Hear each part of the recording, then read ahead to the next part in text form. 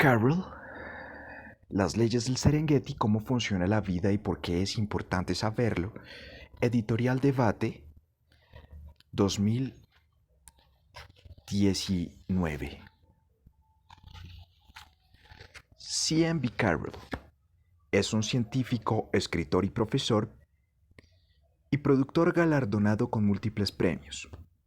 Dirige el Departamento de Educación Científica en el Instituto Médico Howard Hughes y ocupa la cátedra Alan Wilson de Biología Molecular y Genética en la Universidad de Wisconsin-Madison.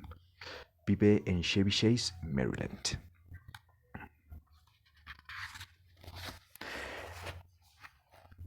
Las leyes del Serengeti. A los animales y a quienes cuidan de ellos. Suponga que un día la vida y la suerte de todos nosotros dependieran de que ganara o perdiera una partida de ajedrez. ¿No cree que uno de nuestros principales deberes debería ser aprender al menos los nombres y los movimientos de las piezas? Sin embargo, hay una verdad muy sencilla y elemental, y es que la vida, la suerte y la felicidad de todos nosotros, y en mayor o menor medida de quienes están vinculados a nosotros, dependen en realidad de que conozcamos un poco las reglas de un juego mucho más difícil y complejo que el ajedrez. Es un juego que se practica desde tiempo inmemorial. El tablero de ajedrez es el mundo, y las piezas son los fenómenos del universo, y las reglas del juego son las leyes de la naturaleza. Thomas Huxley. A Liberal Education, 1868. Las leyes del Serengeti. Figura 1. Puerta de Naavi, Parque Nacional del Serengeti. Introducción. Milagros y maravillas. La carretera de grava conocida oficialmente como Ruta de Tanzania B-144, una accidentada pista que descoyunta los huesos, hace castañetear los dientes y pone a prueba la vejiga, conecta dos de las grandes maravillas de África.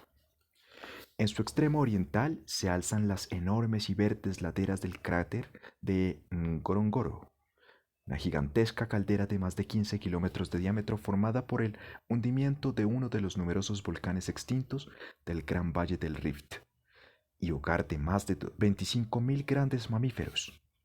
Al oeste se extienden las inmensas llanuras del Serengeti, nuestro destino aquel día de cielos despejados como si de una postal se tratase. La ruta que media entre ambos puntos constituye un abrupto contraste con las exuberantes tierras altas de Ngorongoro. No hay ningún manantial a la vista. Los pastores y los niños masáis, junto a los que pasamos, ataviados con un skuka de color rojo intenso, aprecian el ganado con los rastrojos secos que encuentran. Pero cuando atravesamos traqueteando la primera puerta que da acceso al Parque Nacional del Serengeti, marcada con un sencillo rótulo, el paisaje cambia. Los masáis desaparecen. Las extensiones casi estériles se convierten en praderas de color paja y en lugar de vacas y las cabras se ven elegantes gacelas de Thompson, con su característica raya negra, que levanta la vista para ver quién o qué llena de polvo su desayuno. Aumenta la expectación de nuestro Land Cruiser. Donde hay gacelas, puede haber otras criaturas al acecho entre la alta hierba. Abrimos el techo del vehículo, nos ponemos de pie y con los ritmos africanos de Graceland de Paul Simon, sonando en mi cabeza, empiezo a escudriñar el paisaje a un lado y otro. En mi primera vista a lo que los masáis llaman Serengeti, que significa llanuras infinitas. En mi peregrinaje a esta legendaria reserva natural me acompaña mi familia. Pilgrims with families, and we are going to Graceland. Peregrinos con sus familias y vamos a Graceland. Paul Simon, Graceland, nota del traductor. Al principio me siento un poco inquieto. ¿Dónde se halla la fauna? Es cierto, estamos en la estación seca, pero todo se ve realmente seco. ¿Está este lugar a la altura de su reputación? En la extensión de llanura herbácea aparecen de vez en cuando pequeñas colinas rocosas denominadas copies. Desde sus rocas graníticas, los animales o los turistas pueden otear el horizonte hasta varios kilómetros de distancia. Hay también termiteros de color gris o rojo que se alzan unas decenas de centímetros por encima de la hierba. La vista se dirige de forma natural hacia esas formas. ¿Qué es eso de ahí?, pregunta alguien en el interior del vehículo. Dos de nosotros cogemos los prismáticos y enfocamos un montículo aislado situado a unos 180 metros. Un león. Una leona dorada se alza sobre la cima, mirando fijamente por encima de la hierba que la rodea. Bien, así que están aquí, me digo. Pero, ¿esto es el famoso Serengeti? Será muy difícil divisar algo en medio de la hierba alta y seca. Soy el único biólogo de mi clan y no puedo esperar que nadie más quiera dedicarse a eso durante días. A medida que avanzamos, aparecen algunas franjas de hierba verde con unos cuantos árboles, las características acacias de copa achatada, dispersos aquí y allá. A través de esas manchas de color verde serpentea el cauce de un riachuelo cargado de abundante agua. Tras subir una pequeña cuesta y doblar un recodo, tenemos que frenar de golpe y el vehículo derrapa. Las cebras y los ñúes bloquean el camino y ocupan nuestro campo visual. Es un mar de rayas. Probablemente más de 2000 animales se han agrupado en torno a un gran abrevadero, lo que causa un verdadero alboroto. Las llamadas de las cebras son como una mezcla de ladrido y carcajada. Cuaja, cuaja. Mientras que el ñu parece limitarse a murmurar "uh". Estas manadas son grupos rezagados de la mayor migración animal del planeta, en la que hasta 1 millón de ñúes, 200.000 cebras y decenas de miles de otros animales se desplazan hacia el norte siguiendo la lluvia en busca de praderas más verdes. Acercándose al abrevadero desde la pequeña loma situada a la izquierda, la patrulla del amanecer, una hilera de elefantes con varias crías, avanzan apresuradamente para no quedarse atrás. Las manadas se separan para seguir su camino. A partir de aquí, el Serengeti ofrece un interminable lienzo que contiene mamíferos de numerosos tamaños, formas y colores. Pequeños facóqueros grises, con la cola apuntando hacia arriba como nuestra antena de radio. No 2 o 3, sino al menos 9 especies de antílopes. El diminuto tic-tic, el enorme eland, el impala, el topi, el antílope acuático, el alcéfalo, la gacela de Thompson y la de Grant, esta última de mayor tamaño, y el ubicuo ñu, chacales de lomo negro, la altísima jirafa masái, y desde luego los 3 grandes felinos divisados ya ese primer día. Varios leones más, un leopardo dormitando en un árbol y un guepardo posando a solo unas decenas de centímetros del camino. Aunque he visto muchas fotografías y películas, nada me había preparado para encontrarme por primera vez con ese imponente paisaje, ni puede arruinar la emoción que comporta.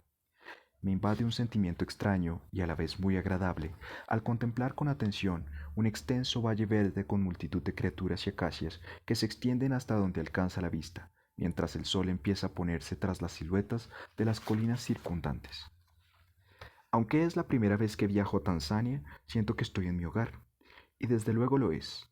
En todo el Valle del Rift, en África Oriental, yacen enterrados los huesos de mis antepasados y los del lector, y los de los antepasados de nuestros antepasados. Encajada entre el cráter del Ngorongoro y el Serengeti se halla la garganta de Olduvai, un serpenteante laberinto de Badlands, un tipo de paisaje de características áridas y que ha sufrido una gran erosión, de unos 50 kilómetros de largo. En sus erosionadas laderas, a solo unos 5 kilómetros del actual B-144 y tras décadas de búsqueda, Mary y Louis Leakey y sus hijos desenterraron no una ni dos, sino 3 especies distintas de homínidos que vivieron en África Oriental hace entre 1,5 y 1,8 millones de años. A unos 50 kilómetros al sur, en la Etoli, Mary y su equipo descubrieron más tarde pisadas de hace 3,6 millones de años que dejó un antepasado nuestro de cerebro pequeño pero que ya caminaba erguido, el Australopithecus afarensis. Aquellos huesos de homínidos que tanto trabajo costó encontrar eran preciosas agujas en un pajar de otros fósiles de animales que nos dicen que aunque haya cambiado los actores concretos, el drama que podemos contemplar todavía hoy, veloces manadas de animales que pastan mientras tratan de mantenerse fuera del alcance de una serie de astutos depredadores, no ha dejado de representarse durante miles de milenios. La abundancia de antiguas herramientas de piedra encontradas en las inmediaciones de Old Dubai y de marcas de carnicerías halladas en los huesos también nos dice que nuestros antepasados no eran meros espectadores, sino que en gran medida formaban parte de la acción. La vida humana ha cambiado enormemente a lo largo de los milenios, pero nunca tan deprisa como en el último siglo. Durante los casi 200.000 años de existencia de nuestra especie, Homo sapiens, la biología nos ha controlado. Recolectábamos frutas, bayas y plantas, cazábamos y pescábamos los animales que estaban disponibles y como el ñu o la cebra nos desplazábamos cuando escaseaban los recursos. Aún después del advenimiento de la agricultura, la ganadería y la civilización y el desarrollo de las ciudades todavía éramos muy vulnerables a los caprichos de tiempo, al hambre y a las epidemias. Pero solo en los últimos 100 años más o menos hemos cambiado las tornas y tomado el control de la biología. La viruela causada por un virus que en la primera mitad del siglo XX causó la muerte de nada menos que 300 millones de personas, mucho más que todas las guerras juntas, además de estar dominada, ha sido erradicada del planeta. La tuberculosis causada por una bacteria que en el siglo XIX infectó a entre el 70 y el 90% de los residentes urbanos y que, por ejemplo, en Estados Unidos probablemente fue la causa de la muerte de una de cada 7 habitantes, casi ha desaparecido del mundo desarrollado. Hoy, más de 2 docenas de otras vacunas previenen enfermedades que antaño infectaron, incapacitaron o acabaron con la vida de millones de personas como la polio, el sarampión y la tosferina. Asimismo, mediante fármacos de laboratorio se ha conseguido frenar la expansión de otras enfermedades mortales que no existían en el siglo XIX como el SIDA. La producción de alimentos se ha transformado de forma tan radical como la medicina.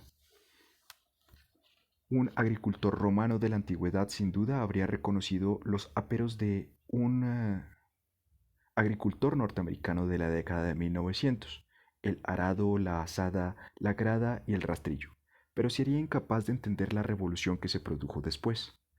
En el transcurso de solo 100 años, la cosecha media de maíz se multiplicó por más de 4, pasando de unos 2.000 a unos 9.200 kilos por hectárea. Asimismo, se produjeron incrementos similares en el trigo, el arroz, los cacahuetes, las patatas y otros cultivos. Con el impulso de la biología y la introducción de nuevas variedades de cultivos, nuevas razas de ganado, insecticidas, herbicidas, antibióticos, hormonas y fertilizantes, además de la mecanización, hoy la misma cantidad de tierra agrícola ganadera alimenta una población 4 veces mayor. Pero esto se logra con menos del 2% de la mano de obra nacional, mientras que hace un siglo se requería el 40%. Los efectos combinados de los avances médicos y agrícolas del último siglo en la biología humana han sido enormes. La población humana aumentó de manera significativa.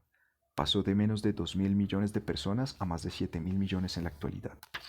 Se necesitaron 200.000 años para que la población humana alcanzara la cifra de 1.000 millones, lo que ocurrió en 1804, y en la actualidad se incrementa esa misma cifra cada 12 o 14 años. Y por ejemplo, en Estados Unidos, los hombres y las mujeres nacidos en 1900 tenían una esperanza de vida de unos 46 y 48 años, respectivamente, mientras que los nacidos en 2000 tienen una esperanza de vida alrededor de 74 y 80 años.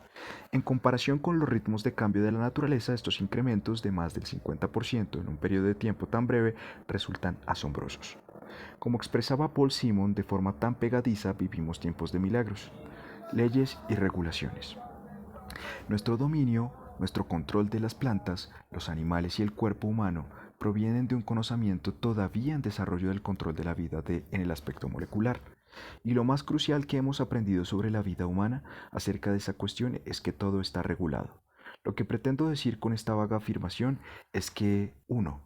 Todas las clases de molécula del cuerpo, desde las enzimas y las hormonas hasta los lípidos, las sales y otras sustancias químicas, se mantienen en unos niveles concretos. En la sangre, por ejemplo, algunas moléculas son 10.000 millones de veces más abundantes que otras sustancias. 2. Todos los tipos de célula del cuerpo, glóbulos rojos, glóbulos blancos, células de la piel, células intestinales y más de otras 200 clases de células se reproducen y mantienen en un cierto número. Y 3. Todos los procesos del cuerpo, desde la multiplicación celular hasta el metabolismo del azúcar, la ovulación o el sueño, están regidos por una sustancia o conjunto de sustancias concreto. En su mayoría, las enfermedades son el resultado de las anormalidades de regulación por las que se produce demasiado o muy poco de algo. Por ejemplo, cuando el páncreas produce muy poca insulina, el resultado es la diabetes. O cuando el torrente sanguíneo contiene demasiado colesterol malo, el resultado puede ser la arteriosclerosis e infartos. Y cuando las células escapan a los controles que normalmente limitan su multiplicación y número, puede aparecer un cáncer. Para intervenir en una enfermedad, hemos de conocer las leyes de la regulación. La tarea de los biólogos moleculares, un término general que utilizaré aquí para referirme a cualquiera que estudie la vida en el aspecto molecular, es determinar, por tomar prestados algunos términos deportivos, cuáles son los jugadores, moléculas, involucrados en la regulación de un proceso y cuáles las reglas que gobiernan su juego. En los últimos 50 años hemos aprendido las reglas que gobiernan los niveles corporales de diversas hormonas distintas, el azúcar en sangre, el colesterol, las sustancias neuroquímicas, el jugo gástrico, la histamina, la presión arterial, la inmunidad a los patógenos, la multiplicación de diversos tipos de células y muchos otros. En los premios Nobel de Fisiología o Medicina han predominado numerosos investigadores que han descubierto los jugadores y las reglas de distintos tipos de regulación. Hoy las estanterías de las farmacias se abastecen con el fruto práctico de ese conocimiento. Gracias a la interpretación molecular de la regulación, se han desarrollado una plétora de fármacos destinados a restaurar los niveles de diversas moléculas o tipos de células clave a sus valores normales y saludables.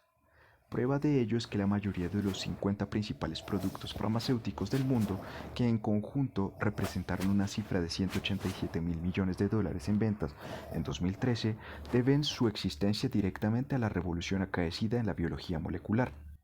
La tribu de los biólogos moleculares, mi tribu, siente un justificado orgullo por su aportación colectiva a la cantidad y calidad de la vida humana. De hecho, los espectaculares progresos realizados tras descifrar la información del genoma humano están marcando el comienzo de una nueva oleada de avances médicos al permitir el diseño de fármacos más específicos y potentes.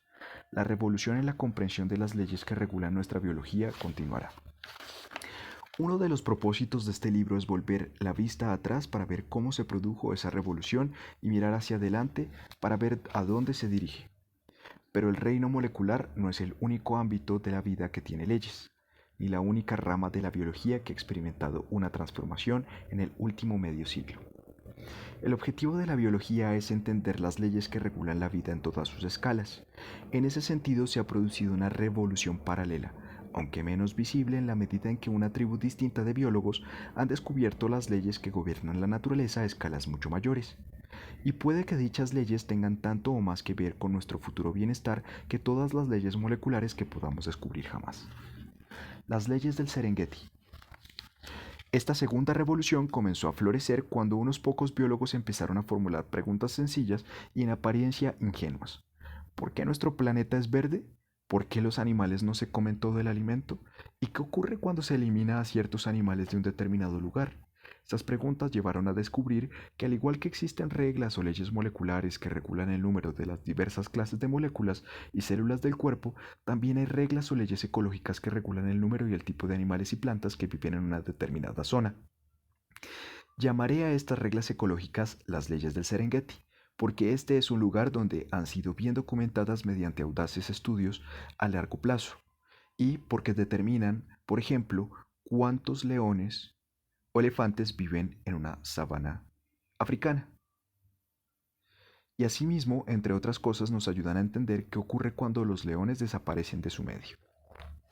Sin embargo, esas leyes se aplican a un contexto mucho más amplio que la región del Serengeti, puesto que su funcionamiento se ha observado en todo el mundo y se ha visto que actúan en los océanos y lagos y no solo en la Tierra, por lo que podría haberlas denominado las leyes del lago Erie, pero parece que en este caso el nombre no suena tan majestuoso. Tales leyes son a la vez sorprendentes y profundas. Sorprendentes porque explican la existencia de vínculos entre las criaturas que nos resultan obvios. Y profundas porque determinan la capacidad de la naturaleza para producir los animales, las plantas, los árboles y el aire puro y el agua limpia de los que dependemos. Pese a ello, y a diferencia de la considerable atención y el gasto que dedicamos a aplicar las reglas moleculares de la biología humana a la medicina, lo hemos hecho muy mal a la hora de considerar y aplicar esas leyes del Serengeti a los asuntos humanos. Antes de aprobar cualquier fármaco para el uso humano, este debe superar una serie de rigurosos ensayos clínicos que verifiquen su eficacia y su seguridad. Además de medir la capacidad del fármaco para tratar una determinada afección médica, esos estudios comprueban si puede causar efectos secundarios problemáticos e interferir con otras sustancias del cuerpo o en la regulación de otros procesos. Los criterios de aprobación ponen el listón muy alto. Alrededor del 85% de los fármacos candidatos no superan los ensayos clínicos. Este elevado porcentaje de rechazo es en parte un reflejo del bajo nivel de tolerancia de los médicos, los pacientes, la industria farmacéutica y los organismos reguladores con respecto a los efectos secundarios que con frecuencia acompañan a los fármacos. En cambio, durante casi todo el siglo XX y en lugar la mayor parte del planeta, los humanos hemos cazado, pescado, cultivado, forestado y quemado lo que nos apetecía y nos hemos establecido donde queríamos sin entender o considerar apenas o nada los efectos secundarios de alterar las poblaciones de diversas especies o de trastornar sus hábitats. Al dispararse nuestra población a los 7.000 millones de habitantes, los efectos secundarios de nuestro éxito están generando titulares inquietantes. Así, por ejemplo, el número de leones del mundo ha caído en picado al pasar de alrededor de 450.000 hace solo 50 años a 30.000 en la actualidad. El rey de la selva, que antaño deambulaba por toda África, además del subcontinente indio, ha desaparecido de 26 países. Hoy Tanzania alberga el 40% de todos los leones de África con uno de sus principales reductos en el Serengeti. En los océanos se han producido historias similares. Los tiburones recorren los mares desde hace más de 400 millones de años, pero solo en los últimos 50 años las poblaciones de muchas especies de todo el mundo se han reducido entre un 90 y un 99%. Actualmente el 26% de los tiburones, incluido el pez martillo gigante y el tiburón ballena, están en peligro de extinción. Alguien podría decir, ¿y qué? Nosotros ganamos, ellos pierden. Así funciona la naturaleza. Sin embargo, no es así como funciona la naturaleza. Del mismo modo que la salud humana sufre cuando el nivel de algún componente clave es demasiado bajo o demasiado alto, hoy, gracias a las leyes del Serengeti, sabemos cómo y por qué pueden enfermar ecosistemas enteros cuando las poblaciones de determinados miembros son demasiado bajas o demasiado altas. Cada vez hay más evidencias de que los ecosistemas globales están enfermos, o al menos muy exhaustos. Uno de los criterios de medición que han desarrollado los ecólogos es la huella ecológica total de la actividad humana derivada del cultivo de productos para la alimentación y los materiales, el pastoreo y la explotación forestal, la pesca, las infraestructuras para la vivienda y la energía y la quema de combustibles. Luego, esas cifras pueden compararse con la capacidad de producción total del planeta. El resultado es uno de los gráficos más sencillos pero reveladores que he encontrado en la bibliografía científica. Véase la figura 2. Figura 2. Tendencia de las demandas ecológicas de la humanidad en relación con la capacidad de producción de la Tierra. Hoy superamos aproximadamente en un 50% lo que el planeta puede regenerar.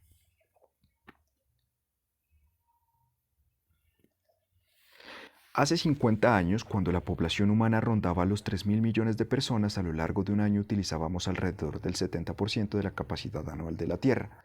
La cifra llegó al 100% en 1980 y hoy día se mantiene por encima de 150%, lo que significa que necesitamos 1,5 planetas Tierra para regenerar lo que utilizamos en un año. Pero como señalan los autores de este estudio actualmente anual, en total no tenemos más que una Tierra disponible. Hemos tomado el control de la biología, pero no de nosotros mismos. Leyes para vivir. Por tendencioso que parezca, viniendo de un biólogo, lo cierto es que el impacto de la biología en el último siglo demuestra que entre todas las ciencias naturales, esta es clave en los asuntos humanos. No cabe duda de que a la hora de afrontar los retos de proporcionar alimento, medicina, agua, energía, refugio y sustento a una población en constante crecimiento, la biología ha de desempeñar un papel fundamental en un futuro previsible. Todos los biólogos que conozco que entienden de ecología se muestran muy preocupados por el declive de la salud del planeta y su capacidad para seguir proporcionándonos lo que necesitamos, por no hablar de apoyar a las demás criaturas.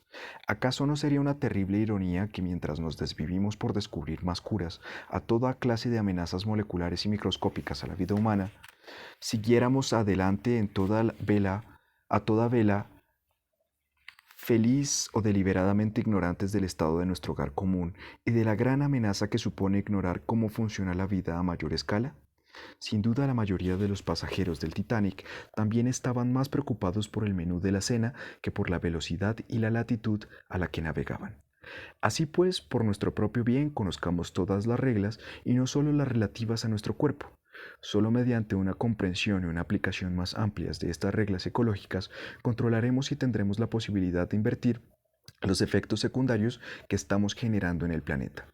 Pero mi propósito en este libro es ofrecer mucho más que unas cuantas reglas, por muy prácticas y urgentes que sean. Dichas reglas son la merecida recompensa de la prolongada aventura, todavía en marcha de entender cómo funciona la vida. Uno de mis objetivos aquí es retratar vívidamente esa aventura, así como los placeres derivados del propio descubrimiento. Mi premisa es que la ciencia resulta mucho más placentera, comprensible y memorable cuando seguimos los pasos de científicos de todo el mundo, entramos en su laboratorio y compartimos sus luchas y sus triunfos.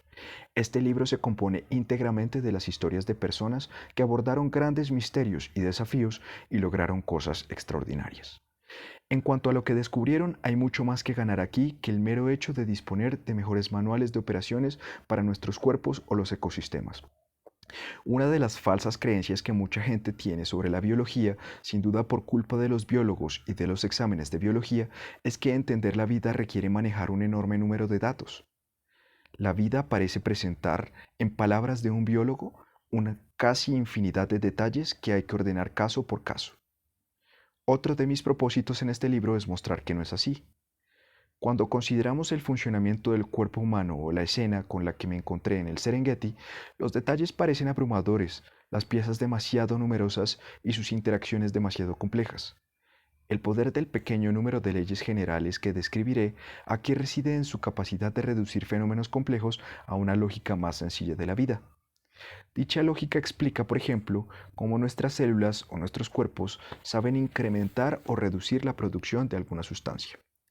La misma lógica explica por qué una población de elefantes en la sabana aumenta o disminuye. Así, aunque las leyes moleculares y ecológicas concretas difieren, su lógica general es notablemente similar. Creo que entender esta lógica refuerza con creces nuestra comprensión de cómo funciona la vida a distintos niveles, de las moléculas a los humanos, de los elefantes a los ecosistemas. Lo que espero que los lectores encuentren aquí, pues, es una nueva percepción e inspiración.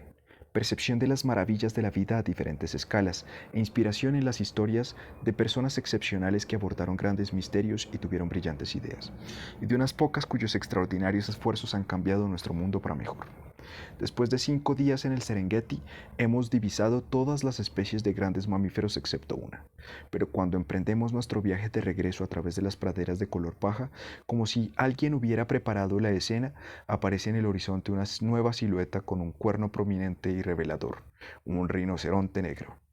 Dado que solo quedan 31 rinocerontes en el Serengeti, el avistamiento es tan raro como emocionante.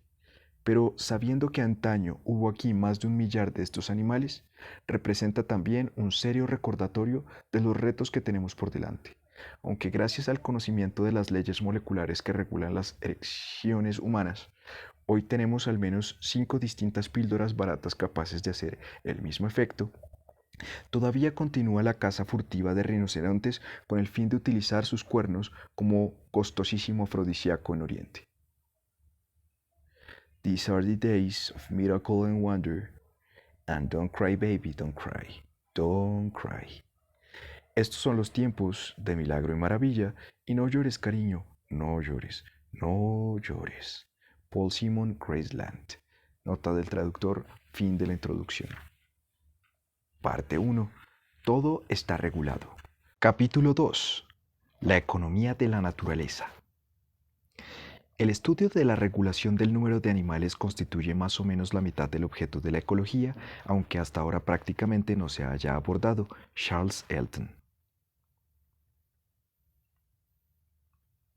La supuesta embestida fue un farol. El elefante solo dio unos pasos, justo lo suficientes para advertirnos que él mandaba en la cima de aquel risco. En cuanto a nuestro ritmo cardíaco recuperó la normalidad y después de que el paquidermo descendiera de nuevo por la ladera, nos aventuramos a salir otra vez a inspeccionar las secuelas de la incursión nocturna.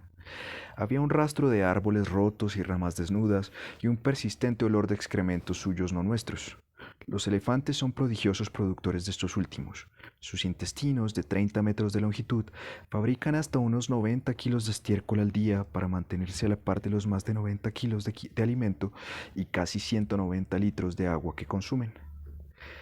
Dada la ausencia de cualesquiera depredadores naturales y su enorme apetito, cabría preguntarse por qué África Oriental no está invadida de elefantes o completamente despojada de vegetación por ellos. Quizás se deba a que los elefantes africanos, los mayores de todos los animales terrestres, se producen muy despacio. Las hembras no maduran hasta cumplidos los 10 años, dan a luz a solo unas pocas crías en toda su vida. Y se requieren 22 meses de gestación para que una cría de elefante de poco más de 100 kilos de peso se desarrolle. Fue Charles Darwin quien desterró esa explicación en un famoso pasaje de El origen de las especies. De todos los animales conocidos, el elefante está considerado el que se reproduce más despacio, y me he tomado el trabajo de calcular la progresión mínima probable de su incremento natural. Lo más prudente es suponer que empieza a criar a los 30 años, que sigue haciéndolo hasta los 90, que durante ese tiempo engendra 6 crías y que sobrevive hasta los 100. Siendo así, después de un periodo de entre 740 y 750 años, habría casi 19 millones de elefantes vivos descendientes de la primera pareja. De hecho, en menos de 50 generaciones, o unos 2500 años, el volumen total de elefantes excedería el del planeta. Esa cifra es ridícula, pero consideremos el otro extremo del espectro del tamaño. Una bacteria típica como la Escherichia coli o E. coli que puebla nuestros intestinos pesa alrededor de una billonésima de gramo, es decir, que 1 billón de bacterias pesan 1 gramo, mientras que el elefante pesa unos 4 millones de gramos. Basándonos en un tiempo máximo de duplicación de 20 minutos, podemos calcular cuánto tiempo haría falta para que una sola bacteria originara el número de ellas necesario para igualar el peso de la Tierra. La respuesta, solo 2 días. Pero el mundo no está hecho de sólidos elefantes ni de bacterias. ¿Por qué? Pues porque hay límites al crecimiento del número de todas las criaturas. Darwin supo reconocerlo y lo entendió porque el reverendo Thomas Malthus lo había declarado mucho antes en su trascendental ensayo sobre el principio de la población, 1798. La población, cuando no se controla, aumenta en proporción geométrica. Los gérmenes contenidos en este trozo de tierra, con abundante alimento y abundante espacio para propagarse, llenarían millones de mundos en el transcurso de unos miles de años. La necesidad, esa imperiosa y omnipresente ley de la naturaleza, los contiene dentro de límites prescritos. La carrera de las plantas y la de los animales se reducen bajo esta gran ley restrictiva. Pero exactamente cómo se establecen esos límites y cómo se establecen de manera distinta para diferentes criaturas, Darwin no lo sabía. Esas preguntas no se abordaron en serio hasta que otro joven naturalista inglés emprendió una expedición a unas islas remotas, encontró también una extraña diversidad de criaturas, se sintió fascinado por un misterioso, tuvo una epifanía o varias durante sus aventuras, escribió un gran libro y fundó un nuevo campo de la ciencia. Charles Elton no es ni de lejos tan famoso como Darwin o Malthus, pero entre los biólogos se le considera el fundador de la moderna ecología y el misterio crucial que le fascinó era el de cómo se regulaba el número de animales. Un viaje al Ártico.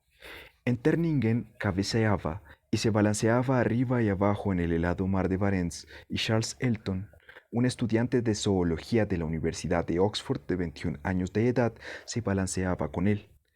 La goleta de 2 mástiles había zarpado de Tromsø, 2 días antes bajo el sol de medianoche de junio, con destino a la isla del Oso, una desolada isla rocosa situada bastante por encima del círculo polar ártico, y cuyo rasgo geográfico más prominente recibía el apropiado nombre de Monte Tristeza. Elton formaba parte de una pequeña avanzadilla de la que sería la primera de las denominadas expediciones de la Universidad de Oxford a Spitsbergen, un equipo de 20 estudiantes y profesores de diversas disciplinas, ornitología, botánica, geología y zoología, que pretendían llevar a cabo un exhaustivo estudio geográfico y biológico de la mayor parte de las islas del archipiélago ártico situado al noroeste del territorio continental de Noruega. Era una empresa audaz y ambiciosa adentrarse en aquellas aguas sacudidas por las tormentas y consteladas de hielo, desembarcar y atravesar unas islas casi deshabitadas y parcialmente cubiertas de hielo y de nieve, arriesgándose a sufrir los caprichos de uno de los climas más inclementes del planeta, por no mencionar el hecho de que ninguno de los miembros del equipo tenía experiencia previa en el Ártico. Pero esa era justo la clase de aventura y de prueba personal que buscaba el selecto grupo de hombres de Oxford. El viaje a la isla de Oslo, del Oso, se prolongó a lo largo de algo menos de 300 millas y supuso una dura prueba para Elton, que hasta entonces nunca había salido de Inglaterra. La nave era un antiguo barco dedicado a la caza de focas posteriormente reconvertido. Los dormitorios habían servido para almacenar la grasa de dichos animales, cuyo olor no había forma de eliminar. Esto, combinado con el mar encrespado, constituía una auténtica agonía. Desde temprana edad, Elton se había sentido cautivado por los animales. Pasaba muchos días caminando por la campiña inglesa, observando pájaros, capturando insectos, recogiendo animales de charca y examinando las flores. A los 13 años empezó a escribir un diario en el que anotaba sus andanzas y observaciones. Elton había sido invitado a la expedición por su tutor, el eminente zoólogo y escritor Julian Huxley, nieto de Thomas Huxley, estrecho colaborador de Darwin, que se había sentido impresionado por la pasión y el dominio de la historia natural de su alumno. Este último estuvo relativamente poco tiempo para prepararse, ya que su plaza en la expedición no se confirmó hasta un mes antes de zarpar. Figura 2.1. El equipo de la primera expedición de la Universidad de Oxford a Spitsbergen. Charles 1921. Charles Elton es el quinto por la derecha, el que lleva el jersey de cuello envuelto. Vincent Summerhays aparece inmediatamente a la izquierda de Elton.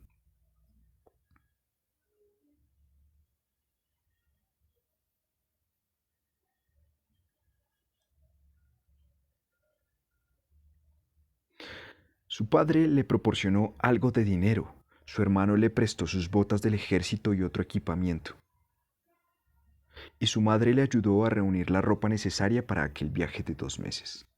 Elton era, según sus propias palabras, muy inexperto, de hecho totalmente novato, y hasta entonces solo había hecho alguna que otra acampada en condiciones difíciles.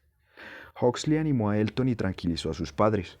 Por favor, entiendan que no hay ningún peligro en la expedición más allá del que implicaría, pongamos, practicar un montañismo básico en Suiza, desde luego mucho menos que un alpinismo de cierta dificultad y de hecho desdeñable. Pero el tercer día de viaje aquella promesa ya se había desmoronado. El médico y experimentado alpinista Tom Longstaff, de 46 años, era el viajero más curtido de a bordo. Al ver el sufrimiento de Elton se dijo, tengo que hacer algo por este pobre chico, y procedió a medicarlo con grandes dosis de coñac. Como tenía el estómago vacío cuando el destacamento de desembarco integrado por 7 personas puso el pie en tierra firme, en la bahía de la Morsa, en la costa sudoriental de la isla, Elton estaba tan borracho que llegó sentado en la chalupa encima de un montón de equipajes y cantando a pleno pulmón. Una vez sobrio, Elton acampó con sus compañeros entre las ruinas de una antigua base ballenera cerca de la costa, con todo el suelo circundante sembrado de huesos de ballena y esqueletos de morsa, además del cráneo de un oso polar y un par de cráneos de zorro ártico. El plan era que el grupo dedicara una semana a explorar la parte sur de la isla, de unos 20 kilómetros de largo, antes de volver a reunirse con el resto del equipo y zarpar hacia Spitsbergen, a unos 120 millas al norte. Los 4 ornitólogos del grupo tenían que concentrarse en las aves, mientras que Elton y el botánico Vincent Summerhays inspeccionarían las plantas y otros animales. Los ornitólogos mostraban un exceso de celo en su misión, en especial FCR Jourdain, el jefe de la expedición. A las 2:30 de la madrugada de la primera noche en tierra había 24 horas de luz diurna. Jourdain despertó a Elton, Summerhays y Longstaff con la orden de levantarse y ponerse a trabajar. No había tiempo que perder, Longstaff respondió. No necesito mis 8 horas de sueño. Y luego el veterano explorador susurró a Elton y Summerhays. No le hagáis ni caso. Elton no tardó en apreciar la prudencia de Longstaff, ya que por la noche los ornitólogos estaban exhaustos, y aprendió a prestar la máxima atención a los sabios consejos de Longstaff siempre que éste se los ofrecía. Después de una noche de descanso reparador, Elton y Summerhays salieron a explorar y recoger muestras. Elton soñaba con descubrir un día qué hacen los animales tras la cortina que los oculta. Ahora tendría la oportunidad de escudriñar un mundo extraño que pocos habían visto nunca y aún menos estudiado. Situada donde la fría corriente polar se encuentra en la corriente del Golfo procede del oeste, la isla se hallaba constantemente cubierta de niebla cuando no se veía azotada por el aguanieve o la ventisca.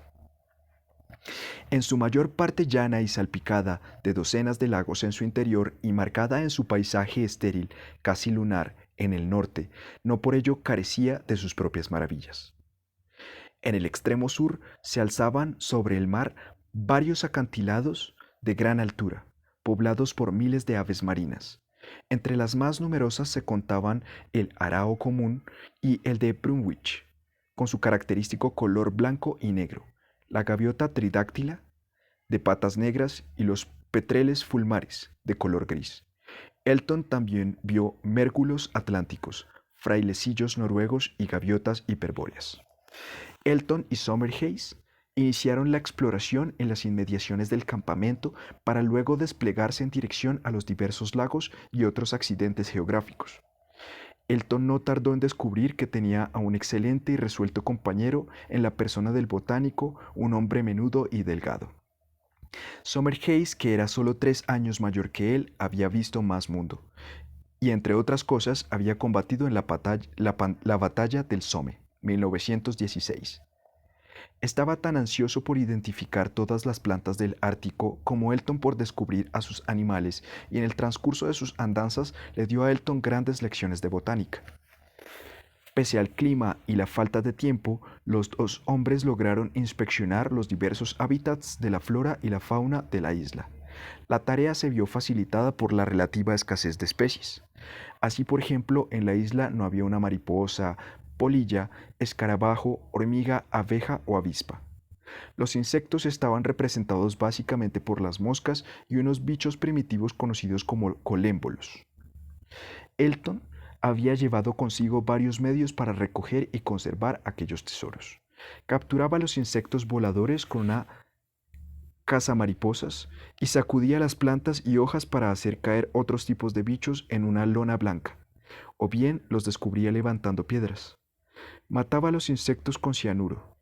Luego los envolvía en papel de seda con etiquetas y los metía en cajas de cigarros. Para las criaturas acuáticas, Elton utilizaba una serie de redes con mallas de diferentes tamaños.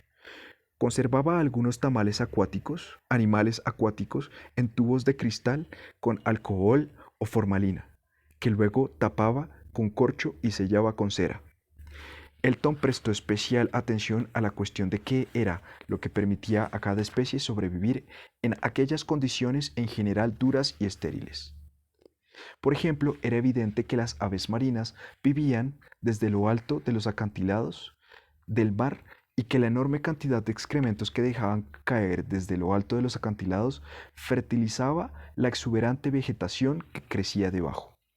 Otras aves que Elton encontró tierra adentro, como el escribano nival, se alimentaban de sínfitos, mientras que el págalo, parásito, o escúa ártico, vivía de otros pájaros, a los que robaba el alimento y los huevos. Al pasar los días y empezar a menguar los víveres, los págalos dejaron de ser las únicas criaturas que vivían de las aves. los ornitólogos recogieron gran cantidad de huevos y pájaros. Las cáscaras de los huevos se conservaban íntegras soplando por un agujerito para vaciar su contenido. Una vez Jourdain sopló tantos que casi se desmayó, que luego se empleaba para hacer tortillas. Y una vez despellejados, los pájaros se echaban en la olla. Elton y el resto del equipo se sorprendieron al descubrir cuántas especies eran comestibles, y el primero escribió jovialmente a casa explicando que había comido huevos de arao para desayunar y estofado de fulmar, pato eider, pato abelda, correlimos oscuro, escribano nival, verduras y arroz. Hacia el final de la semana que tenían planeado pasar en la isla, empezó a soplar un vendaval que hacía imposible que el barco se acercara a tierra de forma segura. Longstaff comprendió que tendrían que quedarse más tiempo y que por lo tanto debían enviar un mensaje al Terningen, que esperaba en Tromsø. De modo que le pidió a Elton que lo acompañara al extremo nororiental de la isla. Una de las reglas de la expedición era salir siempre por parejas por razones de seguridad, hasta una mina de carbón que disponía de una emisora de radio. Llegar a la mina representaba una caminata brutal de 4 horas a lo largo de casi 12 kilómetros bajo la nieve y la sellisca, más otras 4 horas de vuelta a través de un terreno fangoso salpicado de piedras afiladas como cuchillos.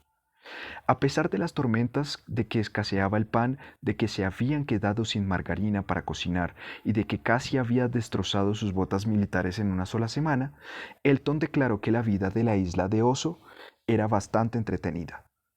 Tras 4 días batallando contra los fuertes vientos, el barco logró volver a la isla para llevarse a Elton y a sus compañeros solo unos días después de la fecha prevista. Luego el equipo expedicionario al completo puso rumbo al norte, hacia Spitsbergen, para volver a meterse de lleno en otro temporal que sembró su camino de témpanos de hielo de color verdoso como pequeños icebergs. Una vez cesó la tormenta, el Terningen se dirigió a la costa oeste de Spitsbergen. Cuando llevaba recorrida aproximadamente la mitad del litoral de la isla, de unos 450 kilómetros de extensión, el barco viró hacia las azules aguas de Ifsfjorden, o fiordo de hielo, y las nubes se disiparon. El equipo se encontró ante un impresionante paisaje de escarpados picos montañosos cubiertos de nieve y brillantes glaciares que se deslizaban a través de valles de un blanco puro hasta llegar al mar. El surtidor de una ballena y luego un grupo de marsopas rompieron la espejada superficie marina, mientras varias hileras de petreles y alcas volaban como flechas a ras del agua. Spitsbergen, una isla de más de 300 kilómetros de anchura, representaba una gran oportunidad, a la vez que un reto enorme para la exploración. Elton desembarcó primero en una isla más pequeña situada al oeste de la isla principal y conocida como el Promontorio del Príncipe Carlos, donde pasaría unos 10 días explorando el terreno en compañía de Summer Hayes.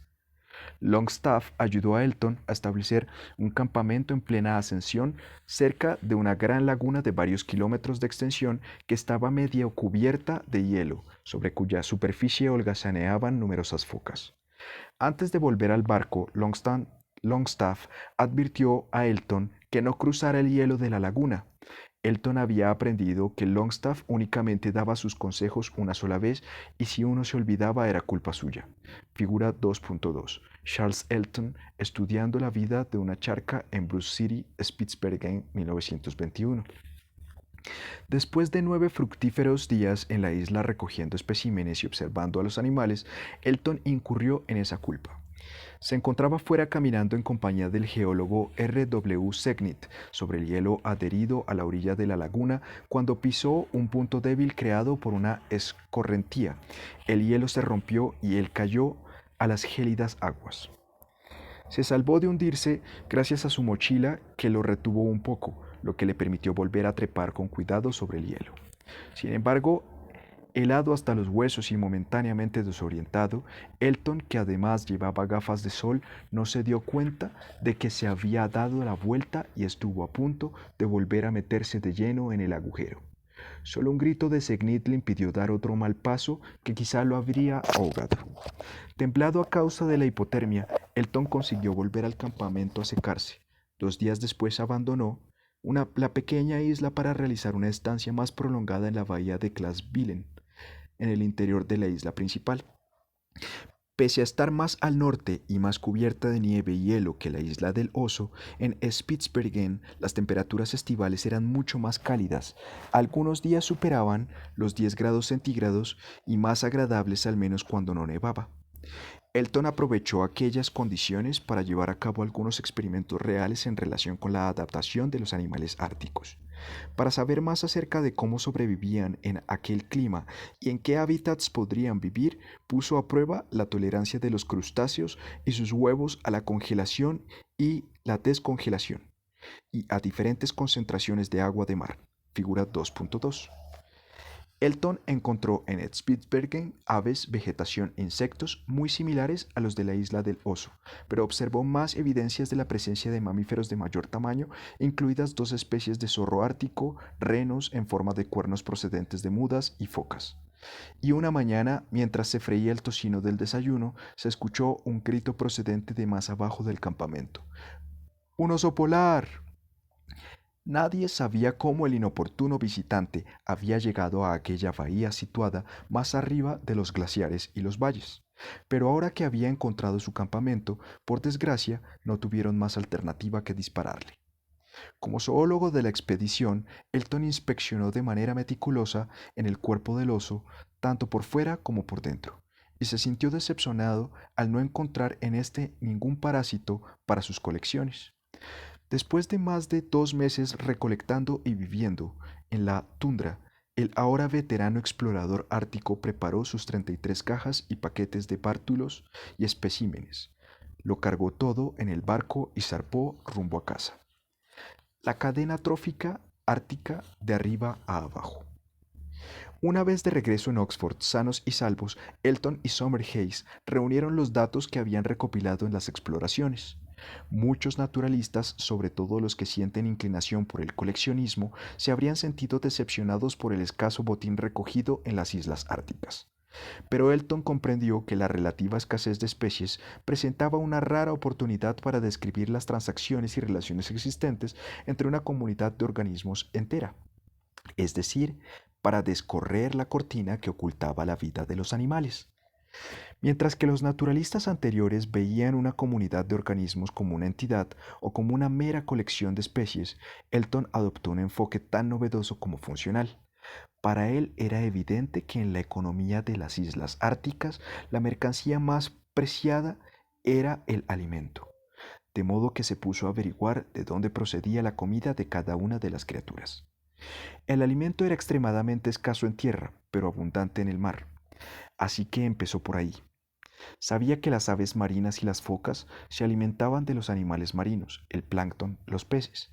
A su vez, las aves marinas alimentaban el zorro ártico, además del págalo y la gaviota hiperbórea, mientras que los osos polares se comían a las focas. En las relaciones constituían lo que él denominó cadenas alimentarias o cadenas tróficas, pero las relaciones entre los habitantes de la tundra se extendían bastante más allá de unos cuantos animales. Los excrementos de las aves marinas contenían nitrógeno que era utilizado por las bacterias, que a su vez alimentaban a las plantas, que a su vez producían el alimento de los insectos, y tanto estos como las plantas constituían el alimento de las aves terrestres, lagópodos escalopácidos, que a su vez eran comida del zorro ártico. De ese modo, las cadenas tróficas de una comunidad estaban conectadas en redes de mayor envergadura que Elton denominó ciclos tróficos, aunque más tarde se denominarían redes tróficas. Elton dibujó un diagrama de dichas cadenas y redes, el primero de su clase, en un papel que Hayes publicaría en 1923. Figura 2.3. La figura 2.3, la cadena trófica en la isla del Oso. La primera red trófica dibujada por Charles Elton. Para seguir la cadena trófica terrestre, empiece por el nitrógeno y las bacterias, en la parte superior izquierda, y luego siga los vínculos hasta llegar al zorro ártico. Nitrógeno a bacterias, protozoos a bacterias, bacterias a sales minerales a plantas, plantas a plantas muertas plantas muertas y plantas a gusanos, plantas a anzares, sales minerales a algas, algas a protozoos, algas y protozoos a entomostráceos rotíferos, agua dulce y plancton. Algas, protozoos, entomostráceos, rotíferos, agua dulce y plancton a materia en descomposición, sales minerales a algas, externo a materia en descomposición a lepidurus, algas a protozoos, sales minerales a musgo, agua dulce, fondo litoral. Protozoos, algas y materia en descomposición a dípteros, inmaduros, entomostráceos, rotíferos, tardígrados, oligoquetos, nemátodos. Entomostráceos, rotíferos, tardígrados, oligoquetos, nemátodos a eider del norte, pato alaveda, colimbo chico, gaviota tridáctila, araos, petrel fulmar, mérculo atlántico, frailecillo, a excremento y apágalo, gaviota hiperbórea. Págalo y gaviota hiperbórea a excremento. Excremento a bacterias, bacterias a protozoos.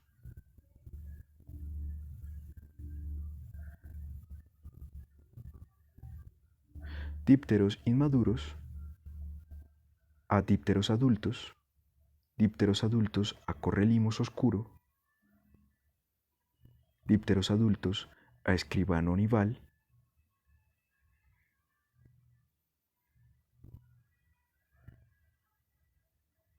dípteros inmaduros a escribano nival a zorro ártico, lagópodo alpino a zorro ártico, correlimos oscuro a zorro ártico,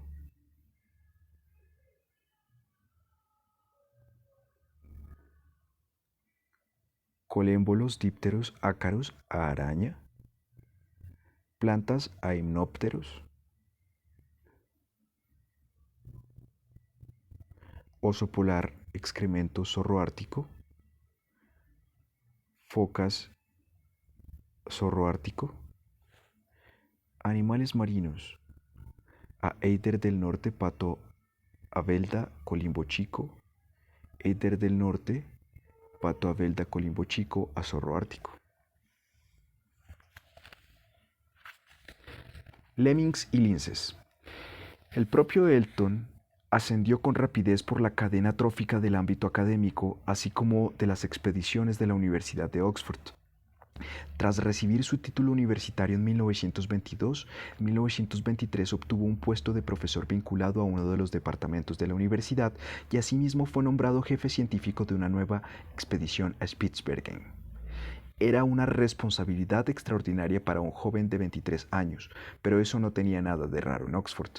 La exploración polar era en gran medida asunto de jóvenes, y Elton pudo gozar de lo que sería una excelente compañía, ya que posteriormente muchos de los miembros de las expediciones se distinguirían en otras empresas o perecerían en el intento.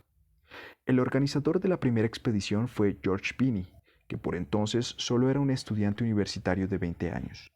Binney también organizaría la expedición de 1923 y otra mucho más ambiciosa y compleja en 1924, cuando después se le concedería el título de Sir por sus hazañas durante la Segunda Guerra Mundial, en la que organizó varias operaciones para franquear el bloqueo alemán de Suecia.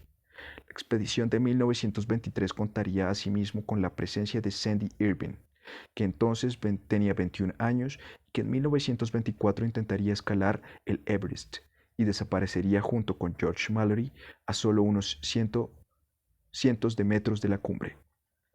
El Dr. Longstaff fue la primera persona que coronó una montaña de más de 7.000 metros y más tarde escalaría varios picos por todo el mundo.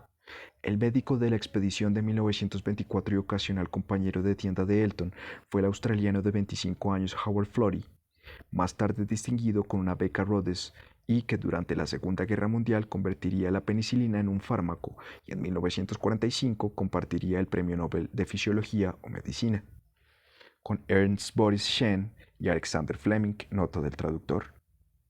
La expedición de 1923 tuvo una estructura y un destino distintos. Binney deseaba que la empresa fuera más eficiente y contara con menos personal, de modo que redujo los miembros del equipo a 14 personas, 7 científicos y 7 esbirros que fueran hábiles cazadores, remeros y mecánicos.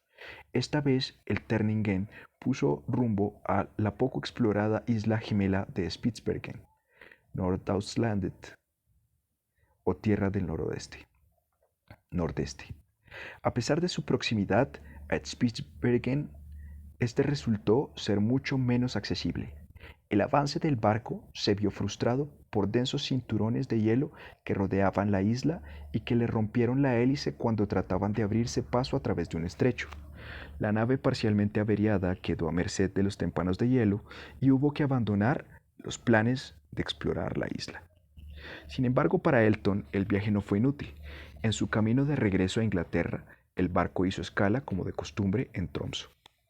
Elton entró en una librería a curiosear y encontró un grueso volumen sobre mamíferos noruegos titulado Norges Pattedyr, escrito por un tal Robert Collett. Aunque Elton no sabía noruego, se sintió lo suficientemente intrigado para gastar una de las 3 libras esterlinas que le quedaban en el bolsillo para el viaje a casa y comprar un libro que, según declararía tiempo después, cambió toda mi vida. De regreso en Oxford, Elton consiguió un diccionario de noruego y logró realizar trabajosamente una traducción palabra por palabra de una parte del libro. En el volumen había unas 50 páginas sobre lemmings que le fascinaron. A pesar de que no había visto nunca ninguno de aquellos animales similares a pequeñas cobayas. Se sintió cautivado por la descripción que hacía Colette de lo que conocía como años de lemmings, en los que, al llegar al otoño, los roedores bajaban de las montañas y la tundra escandinava en un número tan enorme que los lugareños habían advertido el extraordinario fenómeno durante siglos. Elton hizo de las épocas en que se había informado de la existencia de un esquema en que se había informado de la existencia de tales sucesos y descubrió que estos se producían con una periodicidad bastante regular de 3 a 4 años. Asimismo, trazó unos mapas y observó que mayoritariamente en los mismos años parecían producirse migraciones que involucraban a distintas especies de lemmings en diferentes partes de Escandinavia. Durante horas observó los mapas extendidos por el suelo de su cubículo en un viejo edificio de Oxford, pensando que sin duda debía de haber algo importante que se le escapaba. En un momento dado, sentado en un taburete en el cuarto de baño, lo descubrió de repente. Como Arquímedes en su bañera, a Elton se le ocurrió en su lavabo la idea de que aquellos lemmings eran el excedente de una población que experimentaba crecimientos periódicos.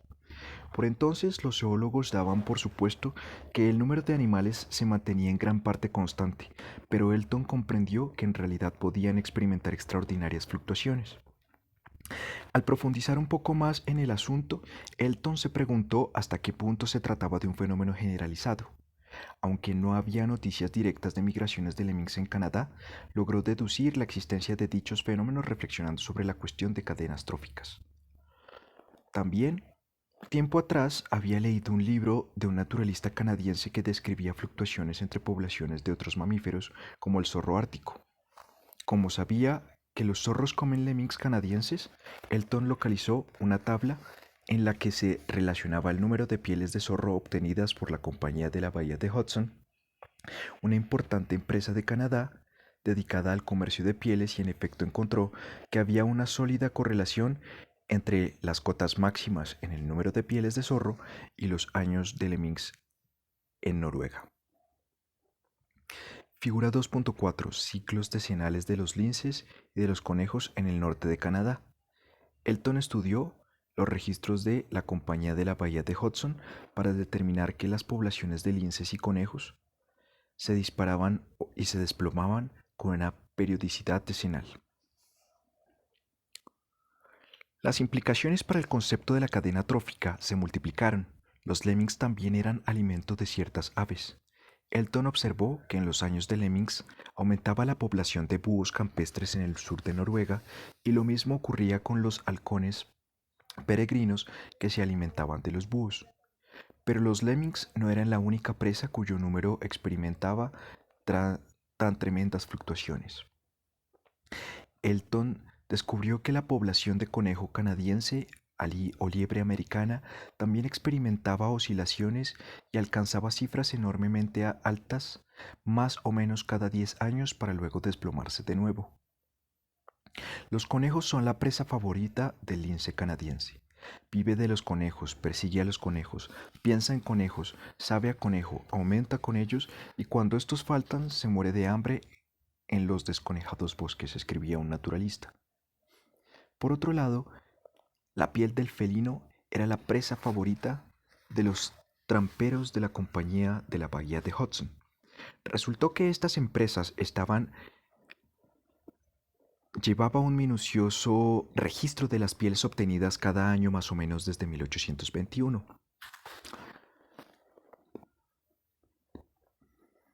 Al trazar un gráfico con dichos datos, el número de pieles obtenidas también mostraba un sorprendente ciclo decenal que se correspondía con el ciclo de los conejos, figura 2.4. Elton pensó que aquellos ciclos ofrecían valiosos atisbos de funcionamiento de las comunidades animales. Demostraban la extraordinaria capacidad de las poblaciones para aumentar de manera espectacular, en especial si no había nada que las frenara. Por la misma regla de 3, el abrupto descenso del número de lemmings o de conejos mostraba que también había fuerzas como las enfermedades epidémicas capaces de eliminar con rapidez una gran proporción de animales. Y en los ciclos revelaban asimismo de qué modo el número de animales de una especie puede influir en el número de animales de otra a través de las cadenas tróficas. En resumen, los ciclos demostraban que el número de animales está regulado de diversas formas. Elton documentó aquellas fluctuaciones periódicas del número de animales en un trabajo de 45 páginas que redactó en 1924. Aunque por entonces él no lo sabía, estaba colocando la piedra angular de la nueva ciencia de la ecología. Después, el joven naturalista pondría también los cimientos. La vida es una cuestión de alimento. En 1926, el antiguo tutor de Elton, Julian Huxley, estaba preparando una colección de libros breves sobre biología. Tenía interés en que cada uno de ellos estuviera escrito por un pensador destacado que se centrara en el principio novedoso y reciente. Aunque por entonces Elton tenía solo 26 años, Huxley respetaba su amplia experiencia ártica. Ya había hecho 3 expediciones y admiraba el pensamiento original que demostraba en sus publicaciones, de modo que Huxley le propuso escribir un breve volumen sobre ecología animal y él aceptó el encargo. Elton se lanzó de cabeza al proyecto. Escribió como un poseso, sobre todo desde las 10 de la noche hasta la 1 de la madrugada. En su piso situado en las inmediaciones del Museo Universitario de Oxford y terminó el libro en solo 85 días. A pesar de tan frenético ritmo, el volumen resultante, Animal Ecology, era un clásico tanto en términos de estilo como de contenido. El libro de 200 páginas tenía un tono coloquial, ameno, con muchas analogías prácticas. Sus capítulos se organizaban de una manera lógica en torno a una serie de ideas clave que introducían y marcaban la pauta de las principales facetas de lo que Elton concebía como la nueva ciencia de la ecología. Elton explicaba que su libro trataba principalmente de lo que podríamos llamar la sociología y la economía de los animales. La analogía con la sociedad y la economía humanas era deliberada. Es evidente que los animales se organizan en una sociedad tan compleja y tan fascinante de estudiar como la sociedad humana, y sujeta a leyes económicas, escribía Elton. Tal analogía tenía profundas raíces en la biología. Ya en el siglo XVIII, el gran naturalista Carlos Linneo y luego Darwin, en el siglo XIX, había hecho suyo el concepto de una economía de la naturaleza. La connotación implícita era que como la sociedad humana, las comunidades animales estaban integradas por criaturas que interactuaban entre sí con diferentes puestos y papeles. A primera vista podríamos desesperar de descubrir cualquier principio general relativo a las comunidades animales, explicaba Elton. Pero un meticuloso estudio de las comunidades simples, como el que él había realizado en el Ártico, muestra que hay varios principios que nos permiten analizar una comunidad animal en sus partes y a la luz de los cuales una buena porción de la aparente complicación desaparece. Dichos principios se derivaban de la importancia fundamental que Elton daba al alimento y a las cadenas tróficas. Él concebía el alimento como la moneda de las economías animales. La fuerza impulsora primordial de todos los animales es la necesidad de encontrar el tipo adecuado de alimento y en cantidad suficiente. El alimento es la cuestión candente en la sociedad animal, y toda la estructura y las actividades de la comunidad dependen de cuestiones relacionadas con la provisión de alimentos, afirmaba. Elton resumía cada uno de los principios derivados de esta premisa básica mediante un encantador y apropiado proverbio chino. Las cadenas tróficas. El pez grande se come al chico. El pez chico se come a los insectos acuáticos. Los insectos acuáticos comen plantas y lodo. Las cadenas tróficas formaban las relaciones económicas entre los diversos miembros de una comunidad. Las cadenas de animales estaban unidas por el alimento y en última instancia todas ellas dependían de las plantas. En el esquema de Elton, los animales que comían plantas, los herbívoros, eran la clase básica de la sociedad animal. Los carnívoros que se alimentaban de ellos constituían la clase siguiente, y así sucesivamente hasta llegar a un animal que no tiene enemigos, al final de la cadena trófica. Para Elton, la estructura de esta cadena trófica estaba relacionada con los tamaños de las criaturas en diferentes niveles. El tamaño del alimento. El pájaro grande no puede comerse al grano pequeño. Elton argumentaba que el tamaño es el principal determinante en la estructura de la cadena trófica.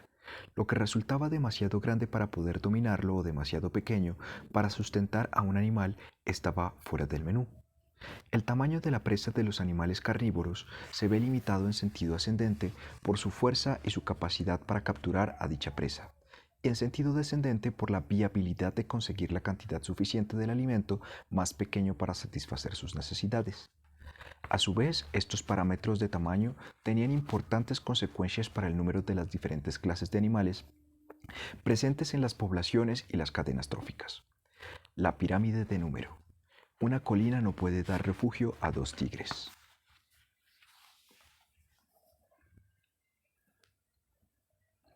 Elton señalaba que los animales que estaban en la base de una cadena trófica solían ser abundantes, mientras que los que se hallaban al final, como los tigres, eran relativamente pocos. En general se daba una disminución progresiva del número entre ambos extremos. Elton denominó a esta pauta pirámide de número. Uno de los ejemplos que citaba era un bosque de robles, donde se encuentran un inmenso número de pequeños insectos herbívoros como los áfidos, gran cantidad de arañas y carábidos carnívoros, un número regular de pequeñas currucas y solo uno o dos halcones. Otro ejemplo que él había documentado de primera mano era el Ártico, donde un copioso número de crustáceos son el alimento de los peces, que a su vez son el alimento de las focas, mientras que estas últimas alimentan a un pequeño número de osos polares. Elton afirmaba que tales pirámides existían en las comunidades animales de todo el mundo. Las pirámides de número implicaban que normalmente había cierto equilibrio en el número de animales de un área determinada. Una cuestión fundamental era, pues, cómo se mantenían tales densidades, cómo regulaban los animales su número para evitar la superpoblación por una parte y la extinción por otra. Elton sugería que en general los incrementos numéricos se mantenían controlados a través de los depredadores, los agentes patógenos, los parásitos y la cantidad de alimento disponible. Por su parte explicaba, la extinción se evitaba gracias a que cuando escaseaba una presa, los depredadores recurrían a otra, permitiendo que su número se recuperara. Así pues, el panorama que describía Elton de la regulación del número de animales era algo similar al concepto de homeostasis de Cannon. Los niveles se mantenían dentro de ciertos márgenes mediante una serie de factores que se contrarrestaban entre sí. Elton no utilizaba el término exacto, ya que Cannon aún no lo había popularizado, pero algunos ecólogos posteriores sí lo harían. Elton consideraba que la regulación del número de animales tenía una enorme importancia intrínseca, además de práctica, y dedicaba casi una cuarta parte del libro del tema. No obstante, admitía, ha sido necesario hablar aquí en términos generales, ya que actualmente se sabe muy poco sobre las reglas que gobiernan la regulación del número de animales. De hecho, el libro de Elton incentivó a los ecólogos para tratar de averiguar dichas reglas, del mismo modo que Cannon alentó a los fisiólogos a hacer lo propio con las que regulaban los procesos que se producen en el interior de los humanos y otras criaturas. Y eso es lo que veremos a continuación. Pero antes hay que mencionar otra consecuencia del libro de Elton, la de alimentar el mito de los lemmings suicidas. Según la lectura que hizo Elton del libro de Colette, se producía un año de lemmings, cuando un montón de lemmings parecía volverse locos y se lanzaban montaña abajo. Y en Animal Ecology escribía, los lemmings marchan sobre todo de noche y pueden atravesar más de 160 kilómetros de tierra antes de llegar al mar, al que se lanzan sin vacilar y siguen nadando hasta que mueren. Sin embargo, esta descripción se basaba en historias populares recogidas en el libro de Colette. Elton nunca había visto un lemming, ni una migración, y mucho menos un suicidio masivo.